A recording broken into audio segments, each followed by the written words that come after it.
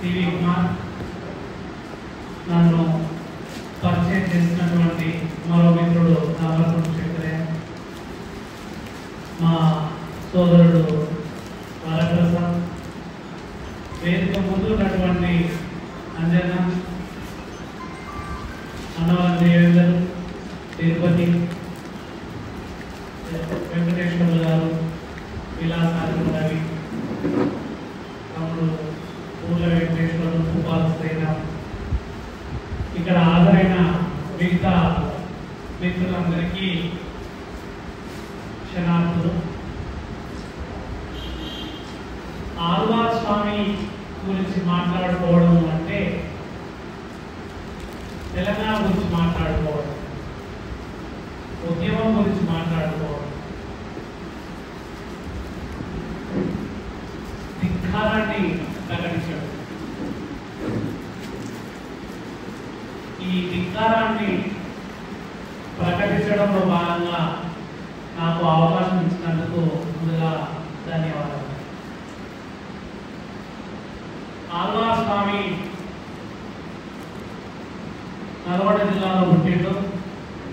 నిన్న 47 ఏళ్ళు కూడా బతకలేదు. ఆ 47 ఏళ్ళ దాంట్లో 29-30 ఏళ్ళు ఉద్యమాలు ఉంటున్నారు.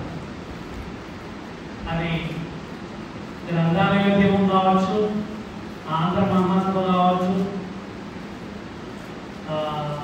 ప్రారంభం కానీ స్టేట్ కాంగ్రెస్ కావచ్చు. వీటన్నిటికంటే ప్రధానంగా తెలంగాణ ప్రజలకు ప్రపంచంలో ఏమి జరుగుతుంది, ఎలాంటి భావజాలాలు వస్తూ ఉన్నాయి, అందులోంచి ఏ భావజాలాన్ని మనం ఎంచుకొని ఆచరించాలి, పాటించాలి అని చెప్పి చెప్పడం కోసం దేశోద్ధారక గ్రంథమాల అని చెప్పి 1938లో కాశీనాథ్ నాగేశ్వరరావు దేశోద్ధారక అని చెప్పి ఆయన బిరుదుండేది. ఆంధ్రపత్రిక సంపాదకుడు. ఆయన స్మారకంగా 1938లో ఈ దేశోద్ధారక గ్రంథమాల ఏర్పడింది. దాని తరఫున వచ్చిన పుస్తకాలని అప్పటి నిజాం ప్రభుత్వం బ్యాన్ చేసింది, కొన్ని పుస్తకాలు. అయినా కూడా ఎలాంటి వెరపు లేకుండా తెలంగాణ సాహిత్యాన్ని, ప్రపంచ సాహిత్యాన్ని ఒక తరాజులో అటు ఇటు రెండు పెట్టి సమతూకంగా చేస్తూ తెలుగు పాఠక లోకానికి పరిచయం చేసింది. పరిసరాల పేరిట మొట్టమొదటిసారిగా తెలంగాణ కథలన్నింటినీ ప్రపంచానికి తెలియదు. అట్లాగే ఉదయ గంటలు అని చెప్పి ఆంధ్ర తెలంగాణ రెండు ప్రాంతాల మధ్యన 52-53 ఆ ప్రాంతంలో ఫజల్ అలీ కమిషన్ వేసిన సందర్భంలో తెలంగాణ ఆంధ్ర ప్రాంతం వాళ్ళు ఏమనుకుంటున్నారు అని చెప్పి, ఎట్లాంటి భావజాలం ఉందని చెప్పి ఆ ఉదయ గంటలు అని చెప్పి ఒక కవితా సంస్కృతి ఆయన సంపాదకత్వంలోనే తీసుకొచ్చారు. అదే కాకుండా జైలు లోపల ప్రజల మనిషి నవలు కూడా ఆ దేశోద్ధారక గ్రంథమాల తరపునే వచ్చాయి. ఆళ్వార్ స్వామి జీవితం ఎట్లా ఉన్నది అంటే, ఆయన విజయవాడ వెల్మ హోటల్లో క్లీనర్గా పనిచేసి ఆయన పుస్తకాలు కొనుక్కున్నాడు. ఆ వచ్చిన డబ్బులతో ఆ పుస్తకాలు కొనుక్కొని ఆ వేదవోలు అని చెప్పి గ్రామం నుంచి వలస వచ్చి అక్కడ విజయవాడలో చదువుకుంటున్న వాళ్ళకు ఒక సమయంలో వడి పెడుతూ వాళ్ళ నుంచి నేర్చుకుంటూ వాళ్ళకు నేర్పెట్టుకుంటారు. జమీందారుల కుటుంబంలో నుంచి వచ్చిన వాళ్ళకు వాళ్ళ నుంచి ఇంగ్లీష్ నేర్చుకుంటూ తనకు తెలిసిన దాన్ని వాళ్ళకు నేర్పుతూ పోయి ఇలాంటి వ్యక్తి గోల్కొండ పత్రికలో ప్రూఫ్ రీడర్గా పనిచేయడమే కాదు, ఆంధ్ర మహాసభలో అభివృద్ధి పక్షం వైపున సురవరం ప్రతాప్ రెడ్డి లాంటి వాళ్ళ ప్రోగ్రెసివ్ థింకర్స్ తోటి కలిసి ఉద్యమాలు చేసింది. ఇట్లా చేసినందుకు జైలుకు పోయాడు.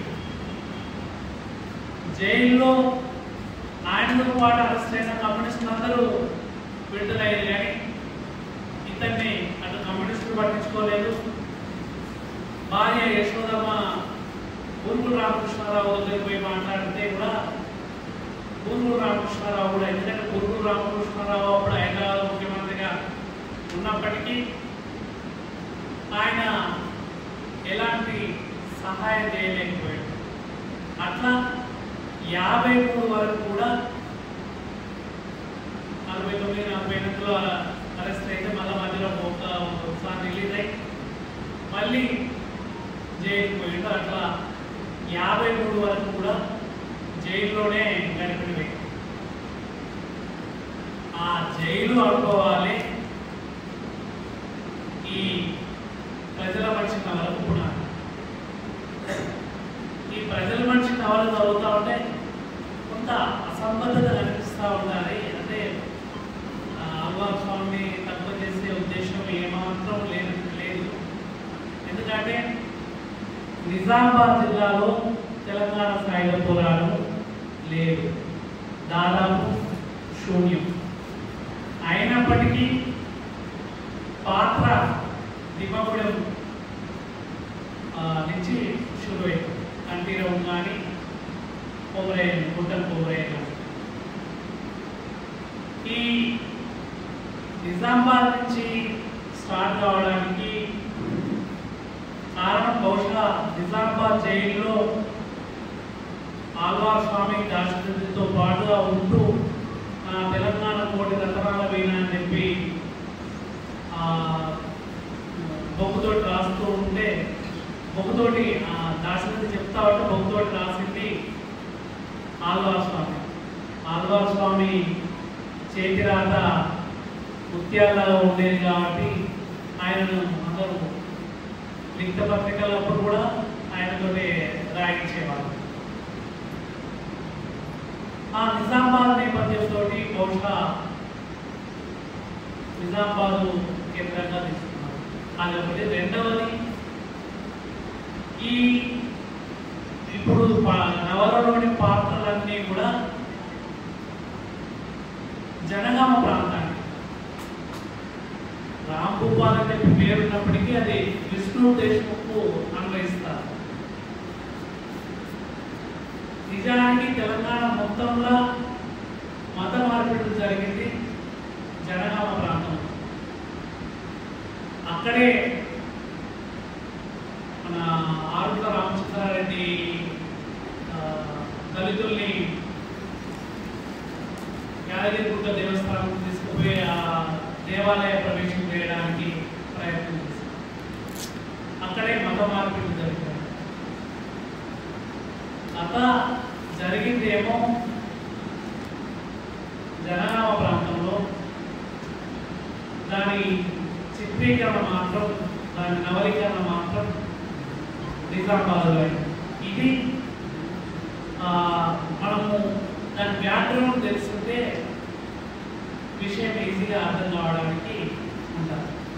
నిజానికి రామ్ భూపాల్ అంటే వెలమదుర పేరు ఎక్కడ ఇవ్వకపోయినప్పటికీ, కులం ఎక్కడ ఇవ్వకపోయినప్పటికీ రామ్ భూపాల్ అంటే వెలమదుర.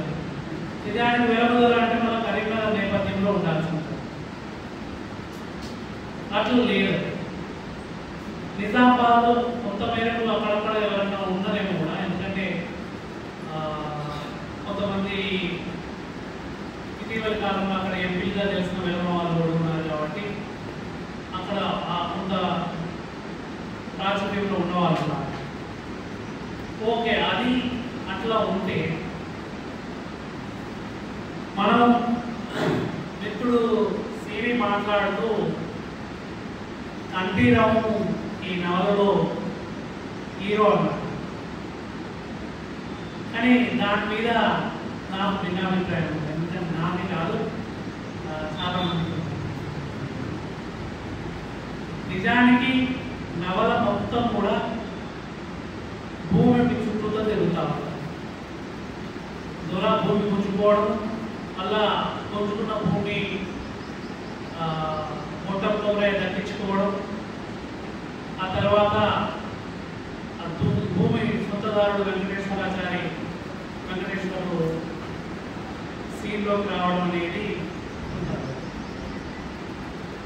ఈ నవలలో భూమి చుట్టూతా నవల తిరిగింది కాబట్టి ఆ భూమి కోసం కొట్లాడినటువంటి గొట్టం కొమరయ్యే హీరో.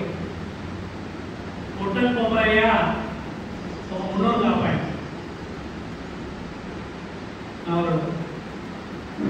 ఆ గొట్టం కొమరయ్య భూమి కోసం ధోరణి అందిస్తాడు.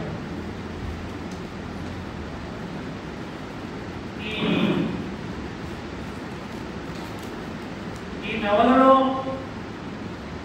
ప్రధానంగా 1930 నుంచి 38 మధ్యలో తెలంగాణ సమకాలీన జీవితం ఎట్లా ఉండింది అనేది రికార్డ్ అయింది. ఒకటి సమకాలీన జీవితం, రెండవది భూమి సమస్య, మూడవది గ్రంథాల యోగ్యము, నాలుగవది ఆర్య సమాజం మత మార్పిళ్ళు, ఐదవది వకీలు ఈ అడ్వకేట్స్ ఎట్లాంటి రాజకీయాలు చేసేది. ఇవన్నీ కలిపి ప్రజల మనిషి నవల. ప్రజల మనిషి నవలలో హీరో నేను చెప్పినట్టు గొట్టం కొమరయ్య. గొట్టం కొమరయ్య 7-8 వయసులో ఉన్నప్పుడే రాంభూపాల్ అని చెప్పి దొర యొక్క కూతురు పెళ్ళి అయితే ఆ కూతురు పెళ్లికి గొట్టం కొమరయ్య నాయన గొట్టం కోటయ్య ఆవుని అదనంగా ఇవ్వాల్సి వస్తుంది. అంటే దొరలకు వెట్టి చేయడమే కాకుండా, వెట్టి అంటే బాబును కూడా వెట్టి చేస్తుంది. ఈ నవలలో ఆటాలమ్మ అంటీరమ్మ వాళ్ళ తల్లి విస్తరాకులు ఉంటారు. అట్లాగే కోంకాయన శంబయ్య అనే అతను కోంకాయన ఆయన దొరకు కావాల్సిన నిత్యావసర సరుకులన్నీ కూడా ఉచితంగా ఇవ్వడం. ఊళ్ళో పంటలు పడితే పంటలు కూడా తీసుకుపోయి ఇవ్వడం. దొర బిడ్డ పెళ్ళి అయితే ఎవరి ఇంట్లో తానం చేయకుండా, అంటే తానం చేసుకున్న నీళ్లు రోడ్డు మీదకి రాకుండా జాలాల యొక్క ఎంట్రన్స్ని మూసేయించింది దొర. ఎందుకంటే అప్పుడు నీళ్లు స్నానం చేసిన నీళ్లు రోడ్డు మీదకి వచ్చేది కాబట్టి అట్లా రోడ్డు మీదకి రాకుండానే రాంభూపాలు అట్లా మూసేయించుడు. అట్ ద సేమ్ టైం ఊర్లో దొరబిడ్డ పెళ్ళి అయితే రోడ్లో ఉన్న వాళ్ళందరూ సున్నాలు వేసుకోవడము, అల్పు దాచుకుంటూ కూడా చేసుకోవాలని చెప్పి హుకుం జారీ. అంటే దొరకు బానిసలుగా మాత్రమే ప్రజలు ఉండే విధంగా ఆనాటి సమాజం. అట్లాంటి సమాజంలో గొట్టం కొమరయ్య 9-10 వయసులోనే మనము దొరకెందుకు ఆవుని ఇవ్వాలి అని చెప్పి తండ్రిని ప్రశ్నిస్తాం. ఇవ్వకుంటే ఏమైతుంది అని చెప్పి అడుగుతారు. అదే అదని కాదని తెలియదు అని చెప్పి వాళ్ళ నాన్న ఆయన సంధాయించి ఆ ఆవుని ఆనందంగా ఇస్తారు. ఇది మొదలు కొమరయ్య ప్రతి సమయంలో రాంభూపాలరావుని ఎందుకంటే ఇక్కడ ప్రధానంగా ఇంకొకటి చెప్పుకోవాల్సింది ఏంటి అంటే ఆల్వార్ సంస్థ నవలలో 3 ప్రధాన అంశాలు చెప్పారు. కర్తవ్య ఒకటి చైతన్యవంతులైన వాళ్ళు కర్తవ్యాన్ని ఎరిగి ఉండడం, కర్తవ్యాన్ని ఎరిగి ఉన్న వాళ్ళు కార్యాచరణ దిగడం. ఈ 3 చుట్టూతా నవల్లో ఆయన చెప్పుడు చైతన్యం అనేది విద్య ద్వారానే వస్తుంది. విద్య రావడానికి, విద్య నేర్చుకోవడానికి ప్రతి ఒక్కరూ కృషి చేయాలి అని చెప్పి ఆయన ప్రతి సందర్భంలోనూ విద్య యొక్క ప్రాధాన్యతని చెప్పుకుంటాం. విద్య యొక్క ప్రాధాన్యత చెప్పే క్రమంలో ఆయన పగటి పాఠశాలలు, రాత్రి పాఠశాలలు నేర్చుకోండి, దాంతోపాటు పగటి పూట కూడా నడిచే పాఠశాలలు ఏర్పాటు చేయాలి అని చెప్పి ఊర్లో ఉన్న వాళ్ళకు ఉపదేశించారు. నిజానికి ఆళ్వార్ స్వామి ఈ నవలలో కంఠీరవం పాత్ర ద్వారా సివి అన్నట్టు కొంత వ్యక్తీకరణ అవుతాడు. ఆళ్వార్ స్వామి అదే కంఠీరవము జైలుకు వెళ్ళే ముందు ఒక తీరు, జైలుకు వెళ్ళిన తర్వాత ఒక తీరు. జైలుకు వెళ్ళక ముందేమో పూర్తిగా సంప్రదాయబద్ధంగా ఉంది. ఆర్య సమాజం కూడా కాదు, ఆర్య సమాజం పట్ల కూడా ఆ కంఠీరవం పాత్రకు జైలుకు వెళ్ళే ముందు వ్యతిరేకత పూర్తి సంప్రదాయంతో ఉండి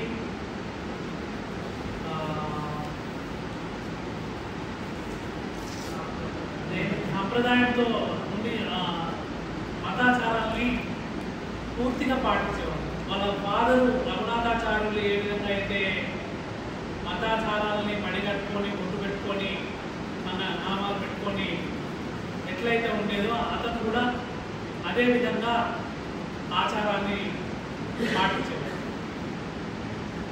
ఈ పాటించే క్రమంలో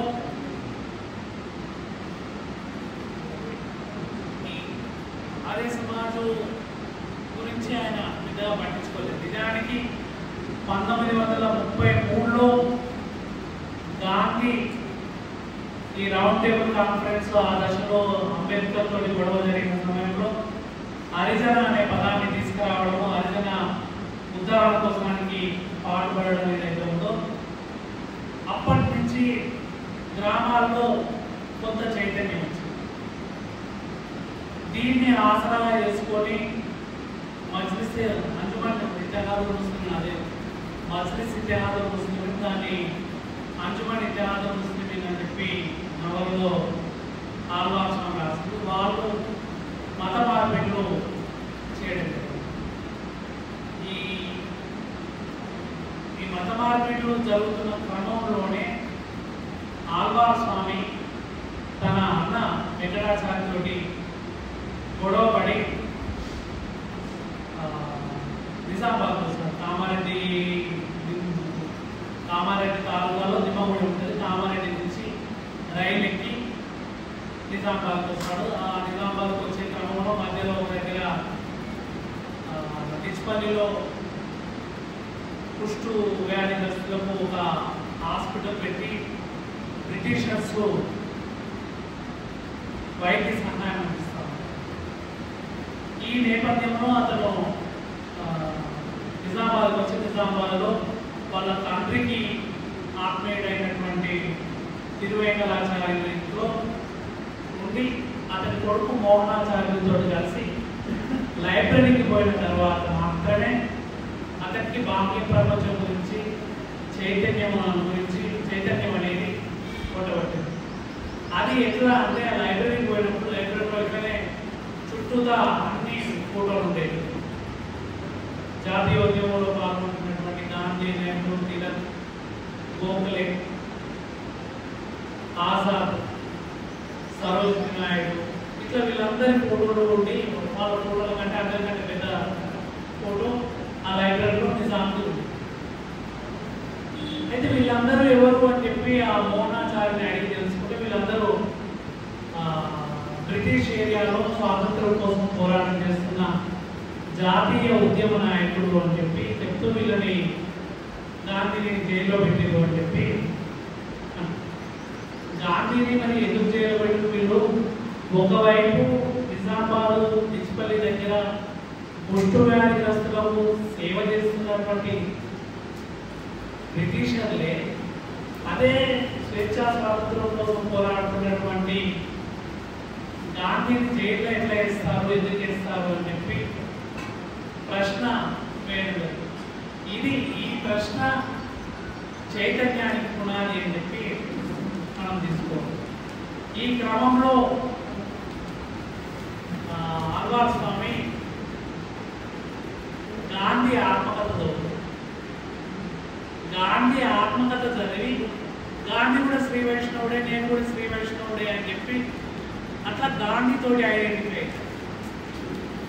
గాంధీ చేసిన ఉద్యమాలతోటి కాకుండా, ఎందుకంటే అప్పటికున్న చైతన్య స్థాయి, జైలుకు వెళ్ళకుండా ఉన్నటువంటి చైతన్య స్థాయి తక్కువ కాబట్టి గాంధీ కూడా వైష్ణవుడే, నేను కూడా వైష్ణవుడే, గాంధీలాగా మేము కూడా పోరాటం చేయాలి అని చెప్పి అంటున్నాం. ఇది జైలుకు వెళ్ళే ముందు ఆళ్వార్ స్వామికి ఉన్నటువంటి మతం పట్ల ఉన్నటువంటి అవగాహన. ఈ అవగాహనతోటి ఉద్యమాలు చేస్తూ కంఠీరవమేమో భూమి కోసం కొట్లాడుతూ ఉన్నాడు. కంఠీరవం భూమి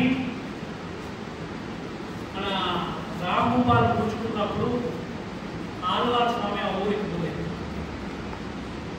ఆయన అప్పటికి కంఠీరవము, గొట్టం కొమరయ్య, వేదాల కంఠీరవము, గొట్టం కొమరయ్య ఇద్దరు ఉత్తరాలు రాసుకుంటారు. వాళ్ళ తల్లి యొక్క భావములు చెప్తా ఉన్నాడు. ఇదంతా కూడా జరుగుతూ ఉంది. నా భూమి దూరం చూస్తున్నాడు అని చెప్పి, అంటే దూర అన్యాయంగా వీళ్ళ అన్న వెంకటాచార్యతో ఫోర్జరీ చేయించి వేరే కౌలు, మన గొట్టం కొమరయ్య కౌలు చేస్తున్నటువంటి భూమిని అన్యాక్రాంతం అనేది ఉన్న బలంగా సొంతం చేసుకుంటాడు. దీంతో కొమరయ్య తన భూమి నుంచి బేదగలయ్యి వ్యవసాయానికి దూరమయ్యాడు. ఈ సమయంలో నిజానికి కంఠీరవమే హీరో అయితే ఈ దశలోనే ఇన్వాల్వ్ అయ్యి దొరకు వ్యతిరేకంగా గొట్టం కొమరయ్యతో కలిసి కొట్లాడించాల్సింది అని చెప్పి మన సారు హనుమంత భూమయ్య సారు ప్రజల మనిషి ఆళ్వార్ స్వామి అని చెప్పి చిన్న బుక్లెట్ వేసింది. దాంట్లో ఈ విషయాన్ని రికార్డ్ చేసింది. అదెందుకు రికార్డ్ చేయాల్సి వచ్చిందంటే 78లో వరవరరావు గారు ఆళ్వార్ స్వామి ప్రజల మనిషి మీద రివ్యూ రాస్తూ ఒక చిన్న బుక్లెట్ వేసింది. ఆ తర్వాత దాన్ని ఆయన జైలు నుంచి ఎమర్జెన్సీ తర్వాత జైలు నుంచి వచ్చిన తర్వాత పిహెచ్డీకి రిజిస్ట్రేషన్ చేసుకొని 85లో రీప్రింట్ చేసింది. దాంట్లో వరవరరావు గారు కంఠీరవము కథానాయకుడు, కొమరయ్య అనుచరుడు అని చెప్పి రాయడం. అది దానికి కౌంటర్ చేస్తూ 86లో హనుమంత భూమయ్య సార్ కాకతీయ యూనివర్సిటీలో ప్రజల మనిషి నవలని విద్యార్థులకు బోధిస్తున్న క్రమంలో ఆయన అధ్యయనం చేసి కంఠీరవము హీరో కాదు, దొర యొక్క అరాచకాలకు వ్యతిరేకంగా బలంగా నిలబడ్డ గొట్టం కొమరయ్యనే ఈ నవలలో హీరో అని చెప్పి చెప్తూ చాలా సోపతికంగా నిరూపించాడు. ఒక్కొక్క సన్నివేశం, ఒక్కొక్క ఏ సందర్భంలో అతను హీరోగా ఉన్నాడు, ఇతను అప్పుడు నుంచే అది ఏమి నిమిత్త మాత్రుడుగా ఉన్నాడు అని చెప్పి, కంఠీరవం నిమిత్త మాత్రుడుగా ఉన్నాడు అని చెప్పి చెప్తూ అవన్నీ వరుసగా రాసుకుంటూ వచ్చాడు. ఇది కంఠీరవము జైలుకు వెళ్ళక ముందు ఉన్నటువంటి వాతావరణం. కంఠీరవము ఎందుకు అరెస్ట్ అవుతుంది అంటే ఇక్కడ కూడా మతం దగ్గరనే అరెస్ట్ అవుతారు. నిమ్మగూడెం గ్రామంలో దొర యొక్క గుమస్తా హైదర్ అలీ తన అల్లుడి సహకారంతో, అల్లుడు కోర్టులో నిజామాబాద్లో వకీల్గా పనిచేస్తూ ఉంటాడు. ఆ అల్లుడి సహకారంతో దిమ్మగూడెంలో ఉన్నటువంటి దళితుల్ని హరిజనుల్ని ముస్లింలుగా కన్వర్ట్ చేసే ఒక ప్రోగ్రాం తీసుకుంటారా, అదైతే అంజుమని చేయాలని ముస్లిం ఇద్దరు అట్లా తీసుకున్నప్పుడు దొర కూడా దానికి వ్యతిరేకంగా ఉంటారు. దొర అప్పటి వరకు హైదర్ అలీ తన మస్తగా ఉన్నా కూడా ప్రజలని పీడించుడు బరాబరే మతం దగ్గరికి వచ్చేసరికి కూడా దొర హిందుత్వ వైపు నిలబడతారు, లేదా ఆర్య సమాజం వైపు నిలబడతారు. అట్లా ఆ మత మార్పిడిని నిరోధించడం కోసానికి హైదరాబాద్ వెళ్ళి హైదరాబాద్ నుంచి విజయదేవ్ అని చెప్పి ఒక ఆర్య సమాజం నాయకుడిని కూడా దిమ్మగూడెం గ్రామానికి తీసుకొస్తారు. అదే ఏకమేకై రాంభూపాల్కు దిగుతారు. తర్వాత ఇట్లా ఈ మత మార్పిడి చేస్తున్నారని చెప్పి తెలుసుకొని నిజామాబాద్లో ఉన్నటువంటి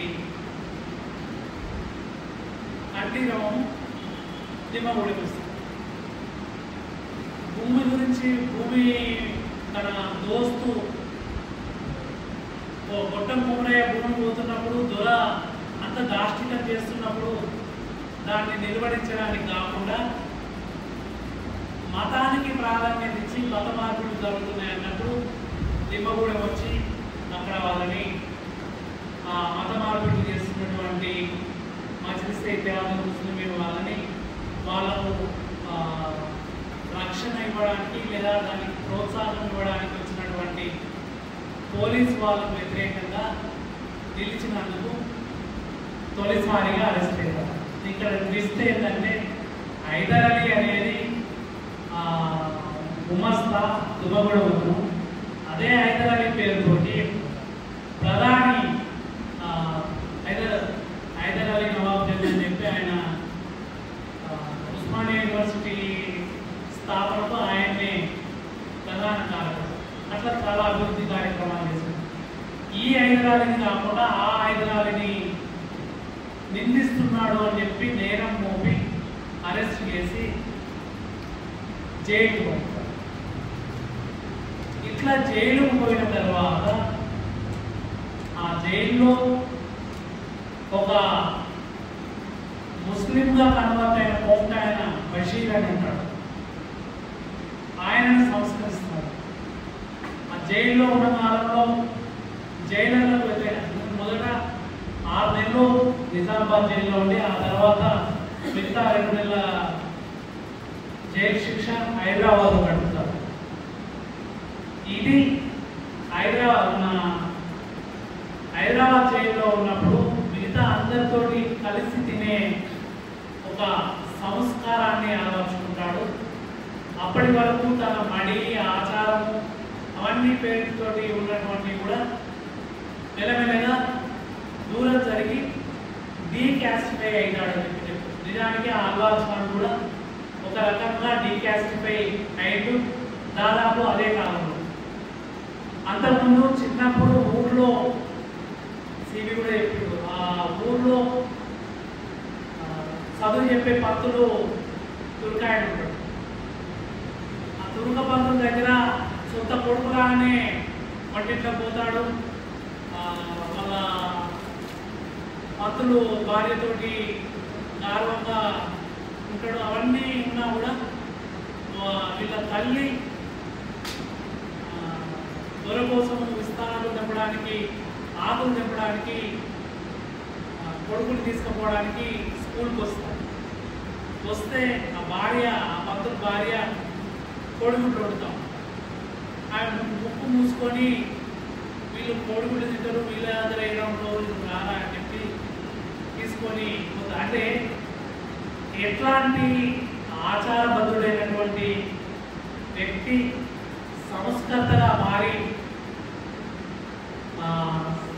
సమాజ ఉద్ధరణ కోసానికి ఈ దశలో పోలీసులు ఇప్పట్లానే జైల్లో ఈ కస్టడీలో పోలీస్ కస్టడీలో ఉన్నప్పుడు ఇప్పుడైతే పోలీసులు ఏ పద్ధతులు హింసా పద్ధతులు అనుసరిస్తూ ఉన్నారో అవే పద్ధతులు ఆనాడు బొడ్డ మౌలయ్య మీద కంటిరావు ఇద్దరి మీద పోలీసులు ప్రయోగిస్తారు.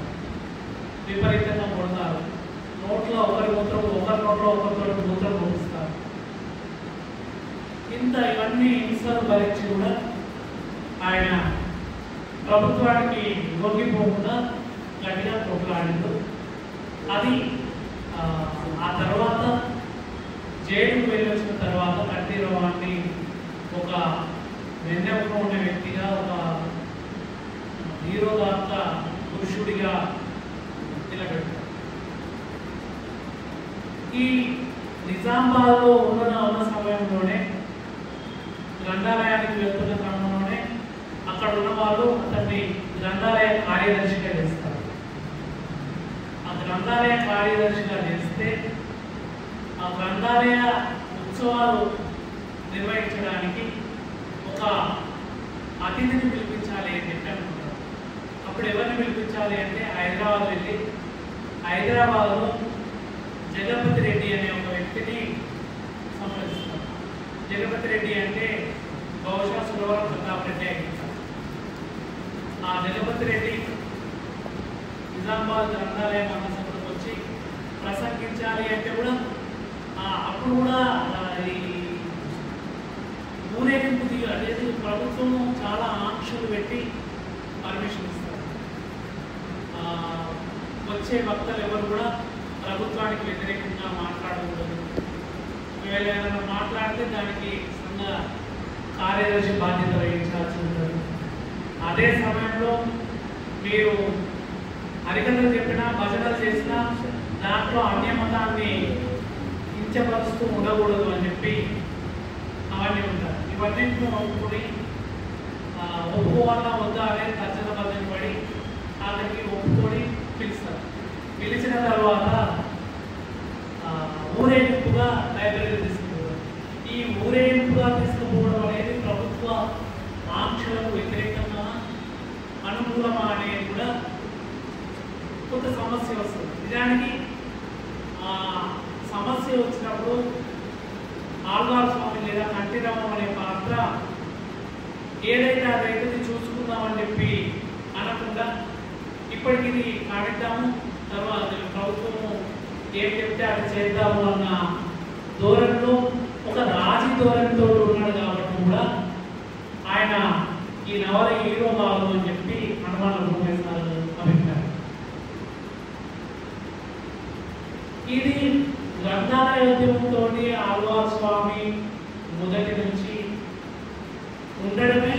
ఆ గ్రంథాలయంలో పనిచేసే ఒక వ్యక్తిని గడికి వ్యతిరేకంగా అనవరమైతే గడి వెనుకట గడిల దూరం చూస్తే వచ్చాయి, ఇప్పుడు గడిగానే వచ్చినట్టు అట్లా గడికి వ్యతిరేకంగా గ్రంథాలయాన్ని ఒక చైతన్య కేంద్రంగా నిలబెట్టారు. ఈ గ్రంథాలయాన్ని ఒక నిజామాబాద్లో తాను నడపడమే కాకుండా గ్రామంలో కంఠీరవము, పరంధామయ్య, చంద్రయ్య లాంటి వాళ్ళతో కూడా కట్టి గ్రామంలో కూడా ఒక గడికి వ్యతిరేకంగా ఒక గ్రంథాలయాన్ని ఏర్పాటు చేశారు. ఈ గ్రంథాలయం అనేది ఆళ్వార్ స్వామికి, అందుకే ఏడూడి పేరుతోటి బిరుదరాజు రామరాజు ఆళ్వార్ స్వామికి దివాళి అర్పిస్తారు. ఆళ్వార్ స్వామి బిరుదరాజు రామరాజు చాలా దగ్గర పెట్టిండు. వాళ్ళిద్దరు కలిసి ఎగ్జిబిషన్ పోయారు ఫిబ్రవరి 4, 1961. అదే రోజు ఇంటికి వచ్చిన తర్వాత ఫిబ్రవరి 5 రాత్రి 12 గంటల తర్వాత ఆళ్వార్ స్వామి హార్ట్ అటాక్ తోటి చనిపోయాడు. ఆ చనిపోయిన తర్వాత నెక్స్ట్ ఇయర్ ఒక సంవత్సరికం రోజు ఏడూడి అంటే యానివర్సరీ. ఆ యానివర్సరీ నాడు బిరుదరాజు రామరాజు పోయిటరీ రాసింది తప్ప ఆ పోయిటరీలో ప్రాణం కన్నా మానం కన్నా నిన్న గ్రంథాలయం అనేది కలిసే ఆళ్వారు అని చెప్పి చెప్పింది. అంటే నిజానికి ప్రాణం కన్నా మానవం కన్నా కూడా ఎక్కువ గ్రంథాలయం అని చెప్పి ఆయన ఆళ్వార్స్వామి భావించేవాడు. ఆ భావించినందుకే ఆ గ్రంథాలయం ఉద్యమ కార్యకర్తని ఒక ధీరోదాత్తమైన పాత్రగా దాంట్లో నవలీకరించారు. నిజానికి ఆళ్వార్స్వామి ఆయన ప్రజా జీవనము ప్రారంభమైంది కూడా గ్రంథాలయాలతో. వేదవోళ్ళు 1938-37 ఆ ప్రాంతంలో తన 16-17 ఏళ్ళ వయసులో 31-32లోనే వేదవోళ్ళు లైబ్రరీ నిర్వహించింది. వారాలు చేసుకుంటూ ఒకవైపు బతుకుతూనే ఆ లైబ్రరీని పుస్తకాలు రాయడం, లైబ్రరీలో ఉన్న పుస్తకాలు చదవడం, వాటిని లిస్ట్ అవుట్ చేయడం, అరేంజ్ చేయడం, ఆ పని చేస్తూ క్రమంలో ఆయన పుస్తకాల పట్ల ఆసక్తి కలిగి ఆ తర్వాత జీవిత చరవాకంలో ఒక 10 ఏళ్ళ ముందు 54-52 ఆ ప్రాంతంలో సికింద్రాబాద్ మారేపల్లిలో సూచి గ్రంథాలయాన్ని ఏర్పాటు చేసింది. అంటే రిఫరెన్స్ లైబ్రరీ. ఆ లైబ్రరీలో తాను సేకరించినటువంటి నీలగిరి పత్రిక, గ్రంథాలయ పత్రిక, గోల్కొండ పత్రిక ప్రతులు ప్రధానంగా ఉండేవి.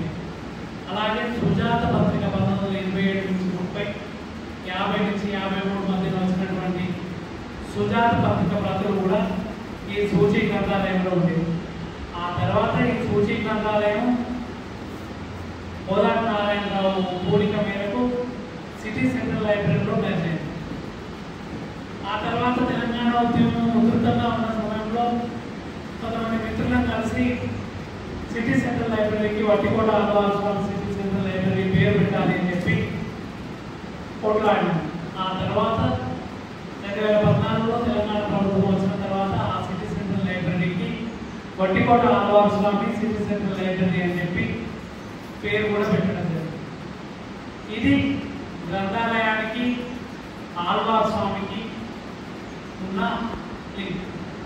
తెలుసుగానే నవల మొత్తం నడుస్తుంది. ఆ భూమి గురించి చెప్పే ముందు ఇప్పటి ధరణితోటి ముడిపడి దొరలు ఒక 30 ఏళ్ళ తర్వాత తమ గ్రామాలకు మళ్ళీ వచ్చి తమ భూముల్ని, తమకి కాని భూముల్ని, తమకి కాకుండా పోయిన భూముల్ని, నక్సలైట్ల వల్ల తమకి కాకుండా పోయిన భూముల్ని మళ్ళీ ఎట్లా కబ్జాలోకి తెచ్చుకున్నారో ఆ రోజుల్లో కూడా దొరలు ఊర్లో ఎవరన్నా వారసులు లేకుండా చనిపోతే ఆ భూమి దొరపాలయ్యింది. అట్లా ఈ ముట్టం కొమరయ్య తండ్రి వావిలాల సిద్ధాంతి అని చెప్పి ఆయన చనిపోయిన తర్వాత ఆయన భార్యతోటి కౌలు రాయించుకుంటారు. భూమి కౌలు, భూమి ముట్టం కోటయ్య కౌలు చేస్తున్న. కోటయ్య అంటే కొమరయ్య వాళ్ళ తండ్రి. కొమరయ్య కొడుకు పేరు కూడా తండ్రి పేరుతో కోటయ్య అనే పెట్టుకుంటారు. అది మన గంగులో కంటిన్యూ అవుతుంది ఆ పాత్ర. గంగు అనేది దీనికి సీక్వెల్ నవల. ప్రజల మనిషికి గంగు సీక్వెల్ నవల. ఈ దిమ్మగూడెంలో ఒక 20 ఎకరాల స్థలాన్ని ఆ ఊర్లో ఉన్నటువంటి ఒక బ్రాహ్మణుడు చనిపోతే 6 నెలల పిల్లగాన్ని తీసుకొని ఆ బ్రాహ్మణుడి భార్య, ఈ దీంట్లో అన్ని పేర్లు కూడా నిజామాబాద్ వస్తూ ఉంటాయి. ఆమె ఎల్లారెడ్డి బోధన ఆ ప్రాంతాలు తిరిగి హైదరాబాద్ పోయి సెటిల్ అయ్యిందని చెప్పి ఒక అభిప్రాయం. అట్లా హైదరాబాద్ భూమి కౌలు తీసుకున్నాడు కాబట్టి కౌలు ఎవరికి కట్టాలో తెలియదు. ఎందుకంటే ఆ కౌలు భూమి యజమాని ఎక్కడ కనబడకపోవడంతో కౌలు కట్టలేదు. కౌలు కట్టకపోయినప్పటికీ ఎప్పటికప్పుడు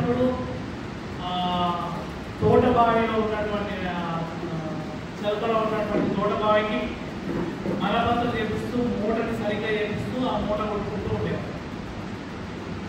ఆ బావిని కీపప్ చేసేవాడు, మంచిగా వెల్గా మెయింటైన్ చేసేవాడు.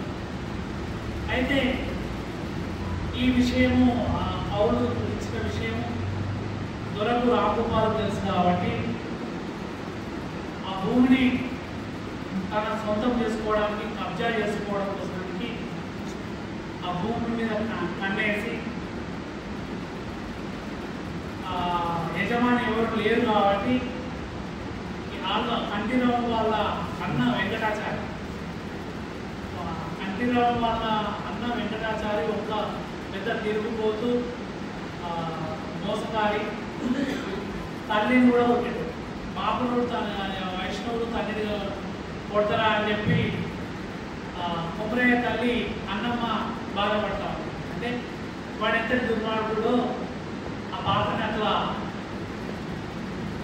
ఆల్వార్ స్వామి వెంకటాచారి అని చెప్పి కంఠీరావు వాళ్ళ అన్న, ఆ కంఠీరావు వాళ్ళ అన్న వెంకటాచారితో ఫోర్జరీ చేయించి దొంగ సంతకం పెట్టించి ఆ భూమిని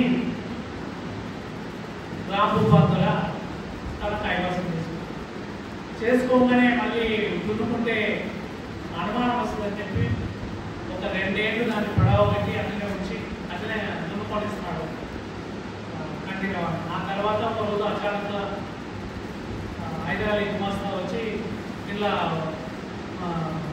ఇది దొరభూమి అని కూడా కాదు, ఈ భూములు నేను వ్యవసాయం చేసుకోవద్దు, వెళ్ళిపో ఇక్కడి నుంచి అని చెప్పి అంటే అట్లయితే అంటే ఇది దొరని అరే ఇది బాబరాయణ కదంటే అదంతా నా జరుగుతూ వెళ్ళిపో అంటే పోయి దొరతో మాట్లాడుతూ ఉంటే కొమరయ్య దొర గడికి వస్తాడు. అదే విషయం తెలుసుకున్న అన్నమ్మ పొలంలో పోయి అరకలు దున్నకుండా అక్కడ కూర్చొని సత్యాగ్రహం చేస్తున్నారు. అంటే ఒక కాప ఆమె ఎంత ధైర్యంగా కొట్లాడింది అనేది అక్కడ గుర్తించారు. అన్నమ్మ తన మనవాడు కోటేని ఒళ్ళో కూర్చుని పెట్టుకొని అరగలకు వ్యతిరేకంగా, దున్నడానికి వ్యతిరేకంగా హైదరాబాద్ కూడా ఏం చేయలేకపోయింది. బయట పెద్ద పేరున్నప్పటికీ బెదిరిస్తాడని చెప్పి అందరికీ తెలిసినప్పటికీ అన్నమ్మని మాత్రం ఏం చేయిస్తుంది. అట్లా దొర దగ్గరికి పోయిన కోటయ్యని దొర కట్టేయించి కొరడాలు. ఈ నేపథ్యంలో ఇది నీ భూమి కాదు అని చెప్పి నాకు బాబరాయణ నన్ను అమ్మిండు అని చెప్పి ఆ భూమిని పూజుకుంటాడు. దానికి వెళ్ళి వేదికలు చేస్తాడు. ఈ జైలు పోయిన కంఠీరవము జైలు నుంచి విడుదలై నిజామాబాద్లో ఉన్నప్పుడు తన ఎవరికైతే ఆశ్రయం ఉండేవాడో ఆ మోహనాచారి అప్పుడు హైదరాబాద్లో చదువుకొని వకీలుగా ప్రాక్టీస్ చేస్తారు. ఆ మోహనాచారి జైలు నుంచి వెంటనే డైరెక్ట్ మోహనాచారి దగ్గరికి ఉంటే మోహనాచారి ఆఫీస్లో వెంకటేశ్వరాచారి అని చెప్పి ఒకతను సహ వకీల్ని పరిచయం చేస్తారు. ఆయన కూడా జాతీయోద్యమాల్లో కాంగ్రెస్ అంటే అభిమానం ఉంది కాబట్టి ఈ వీళ్ళు చేసే ఉద్యమాల పట్ల, ఎందుకంటే జైలు పోయి వచ్చింది కాబట్టి అది కూడా ఆర్య సమాజులు మత మార్పిళ్లకు వ్యతిరేకంగా గట్టిగా నిలబడి నిజాం ప్రభుత్వాన్ని ఎదుర్కొని జైలు పోయి వచ్చింది కాబట్టి గౌరవం ఉంది కంటిన్యూ. అట్లా వీళ్ళు ఒక వారం రోజులు జైలు నుంచి విడుదలైన తర్వాత ఒక వారం రోజులకు హైదరాబాద్ దిమ్మగూడెంలో ఈ మత మార్పిడి కార్యక్రమాలు ఇట్లా జరుగుతూ ఉన్నాయని చెప్పి వాటిని మళ్ళీ నిర్వహించడం కోసానికి నేను దిమ్మగూడెం పోతున్నా అంటే అప్పుడు మోహనాచారిని కాబట్టి మోహనాచారి నాకు మా అన్న బిడ్డ పేరు నేను తర్వాత వస్తున్నాను, మీరు మీకు వీలైతే మీకు అభ్యంతరం లేకుంటే వెంకటేశ్వరాచార్యం తీసుకోండి అంటే వెంకటేశ్వరాచార్యుడు రావడానికి సిద్ధంగా ఉంటారు. అట్లా వెంకటేశ్వరాచారి దిమ్మపురం గ్రామానికి వస్తారు. ఈ వెంకటేశ్వరాచారి ఎవరు అంటే అంతకుముందు బాపనాయన ఊరు నుంచి తండ్రి చనిపోతే 6 నెలల పిల్లవాడిగా తల్లి ఎవరైతే తీసుకుపోతుందో అతనే ఈ వెంకటేశ్వరాచారి. ఈ 20 ఎకరాల భూమి ఈ వెంకటేశ్వరాచారి. ఆయన ప్రస్తావన వర్షాలతో ఇవన్నీ గ్రామ సభలో చెప్తారు అన్నట్టు.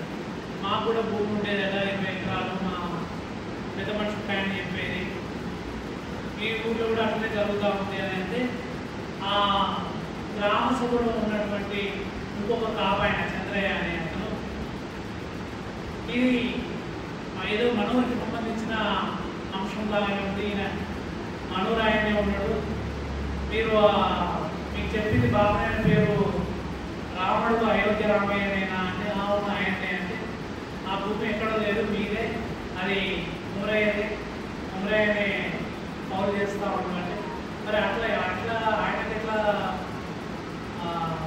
ఆయన పేరు కింద పోయింది అంటే అప్పుడు వీళ్ళు కామారెడ్డికి వెరిఫికేషన్ పోయి ఆ వెరిఫికేషన్లో దొంగ సంతకాలు తెలుసుకొని కేసు వేసి ఆ కేసుని వెంకటేశ్వరాచారి వాదించి దొరని 1 ఏడాది పాటు జైలు. నిజానికి ఆళ్వాస్వామిలో రాసింది ఏంటంటే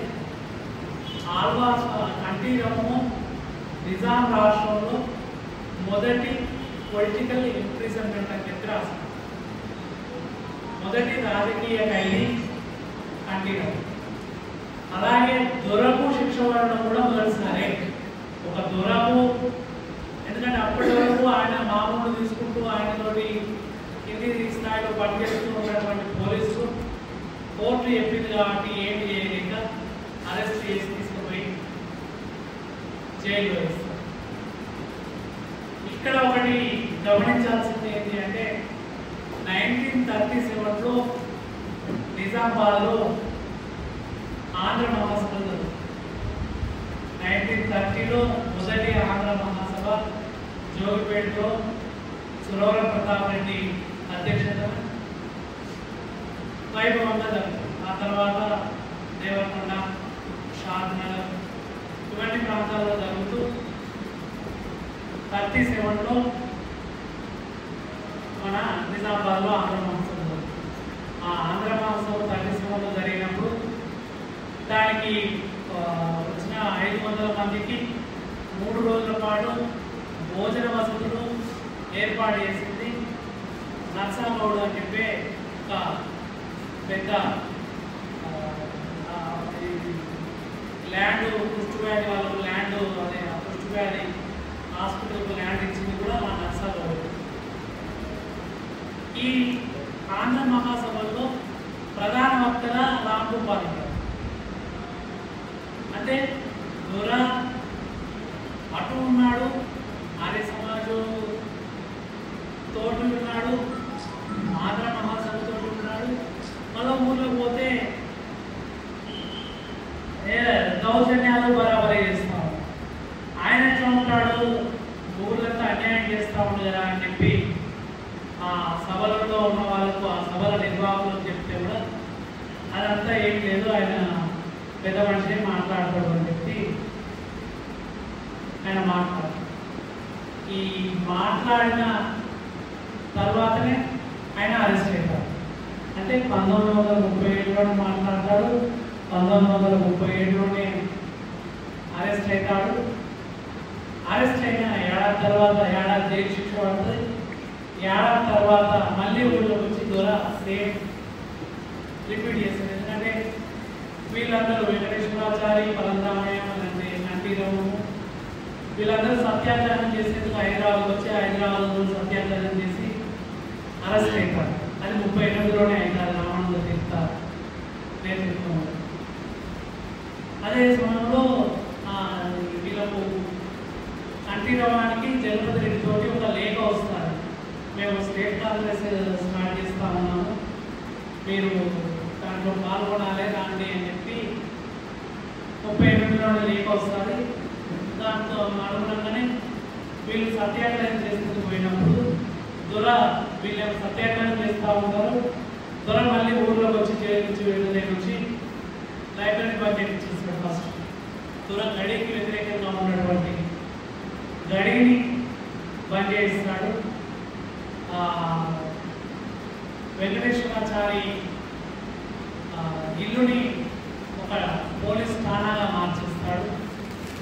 మళ్ళా తన దౌర్జన్య పరంపర కొనసాగిస్తాడు. ఈ దౌర్జన్య పరంపరని రెండో దశలో ఎదుర్కొన్నది మనకు గంగు నవలుడు అనిపిస్తాం. విషయం ఏంటి అంటే ఆళ్వార్ స్వామి పూర్తిగా డీక్యాస్టిఫై అయింది 1936 తర్వాత, ఆయన జైలుకు వెళ్ళి వచ్చిన తర్వాత. అంతకుముందు నవలలో హీరో ఒక కాపాడి, ఇంకొక పాత్ర వెంకటాద్రి అనే ఒక పాత్ర ఉంటుంది, దొరకు సలహాలు ఇచ్చే పాత్ర, దొరకు గైడ్ చేసేటువంటి పాత్ర వెంకటాద్రి. ఆయన అప్పటికే చదువుతున్నాడు. ఆయన తెలుగు ఆయన నిజామాబాద్ జిల్లాలో 1936 నాటికి చదువుకొని ఉండడం, కోర్టు లావాదేవీలు తెలిసి ఉండడం అనేది గొప్ప విషయం. ఆ వెంకటాద్రి కూడా జైలుకు కట్టారు. దొరకు తప్పుడు సలహాలు ఇస్తారు. ఇక్కడ దీంట్లో గమనించాల్సింది ఏంటి అంటే తల్లుల మీద విపరీతమైన ప్రేమని ఆళ్వార్ స్వామి దాంట్లో పాత్రలో నింపుతాడు. మొత్తం కొమరయ్య యొక్క తల్లి అన్నమ్మ పోరాటం కానీ, అన్నమ్మ అయ్యో కొడతాను తినలేదా అని చెప్పి ఆమె పాపాను కాబట్టి అన్నం పెట్టి తినడేమో అని చెప్పి పాలు పోషిస్తాడు. ఎందుకంటే అన్నం పెట్టి పెట్టగలిగే స్తోమత ఉన్నా కూడా నేను అప్పటికే పూర్వ ఆచారాలు ఉన్నాడు కాబట్టి తినడేమో అని చెప్పి, ఎందుకంటే అన్నం తిట్టిండని చెప్పి నిమ్మగూడెం నుంచి బయలుదేరి ఎటో పోదామని చెప్పి బయలుదేరి ఆ రాత్రి కొమరయ్య ఇంట్లో మహాన్ చేసినప్పుడు ఆ తల్లి ప్రేమని అట్లా చూపుతుంది. అట్లాగే ఆండాలమ్మ ఎక్కడ కంటిరావు వాళ్ళ తల్లిని వాళ్ళ అన్న కొట్టడాన్ని చూసి గ్రహించుకుపోయి అది భరించలేక ఆయన అన్నని వ్యతిరేకిస్తూ వెళ్ళిపోయాడు.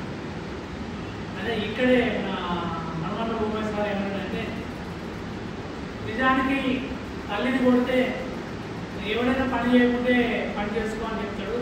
అది మంచి మాటనే కదా. దాంతోపాటు తల్లిని కొడుతూ ఉంటే తల్లిని అట్లనే విసిపెట్టుకోవడం అనేది అది పాత్రోచితంగా లేదు అని చెప్పి అక్కడ కూడా హీరో లక్షణాలు కంటి రావడానికి లేవు అని చెప్పి మరొకసారి చెప్తారు. ఈ అండాలమ్మ అన్నమ్మనే కాకుండా బషీర్ అని చెప్పి కోమటాయన ముస్లింగా కరువు కాలంలో తల్లి ఎంత క్షోభతోటి పిల్లగాన్ని అమ్ముకొని ఉండదు అని చెప్పి ఆయన దాంట్లో నవలలో చిత్రించారు. ఇవి ఒక నిజానికి తెలంగాణలో నిజాం జమానాలో వకీళ్లకు ఉన్నంత గౌరవము వేరే ఏ ప్రొఫెషన్కు లేదు. నిజాం అట్లా వకీళ్లకు ఒక పూర్తి స్వేచ్ఛా స్వాతంత్రం ఉంది. నిజాం స్టేట్లో ఉరిశిక్ష అనేది లేదు. ఉరిశిక్ష నిజాం స్టేట్లో అమలు కాదు. ఆ వకీళ్ళు ఏ పత్రిక సంపాదకులు చూసినా సురవర ప్రతాప్ రెడ్డి వకీలే, గురుగుల రామకృష్ణారావు వకీలే, రైతు పత్రిక నడిపించినటువంటి మధుమన నరసింహరావు వకీలే, నిజాంకు వ్యతిరేకంగా మా పోయిటరీ రాసిన కాళోజీ నారాయణరావు వకీలే, వాళ్ళ అన్న రామేశ్వరరావు షాదు వకీలే. ఇట్లా వకీళ్ళు ఉద్యమాలు చేసుకునేందుకు పెద్ద వెసులుబాటు ఉంది. ఎందుకంటే వకీళ్ళ మీద కేసులు పెట్టింది చాలా తక్కువ. అందుకే ఈ వకీళ్ళు అన్ని ప్రజా ఉద్యమాల్లో మొదటి నుంచి ముందు వరుసలో ఉన్నారు. ఇందులో కూడా ఆర్య సమాజ ఉద్యమంలో కావచ్చు, వెంకటేశ్వరాచారి కావచ్చు, మోహనాచారి కావచ్చు, అటు హైదరాలీ అల్లుడు అందరూ కూడా వకీలుగా ఉన్నారు. వీళ్ళు ఇంకొక మజేదార్ బాధ ఏంటంటే నిజాం జమానాలో కోర్టు తీర్పులు ప్రభుత్వానికి అనుకూలంగా ఉంటాయి అని చెప్పి, నిజానికి ప్రభుత్వానికి అనుకూలంగా తీర్పులు వస్తాయంటే రామభూపాలకు శిక్ష పడేది. రామభూపాల వరకు శిక్ష పడ్డది, అంత ఇన్ఫ్లుయెన్షియల్ పర్సన్కు శిక్ష పడ్డది అంటే కోర్టులు చాలా వరకు నిష్పక్షపాతంగా పనిచేస్తుంది. ఎందుకంటే కేశవరావు పోరట్కర్ అనే ఒక వ్యక్తి చీఫ్ జస్టిస్గా నిజాం జమానాలో ఒక హిందువు ఆర్య సమాజ్ అయ్యింది కూడా. ఎందుకంటే ఆయన కొడుకే కేశవరావు పోరట్కర్ కొడుకే వినాయకరావు ఉద్యానం గారు ఆర్య సమాజ్గా హైదరాబాద్లో పెద్ద లీడర్. అది ఎంత నిష్పక్షపాతంగా ఉన్నది అనేది ఇక్కడ ఇంతకుముందుకు విజయదేవు చెప్పిన కదా, దాని గురించి కూడా మాట్లాడాలి.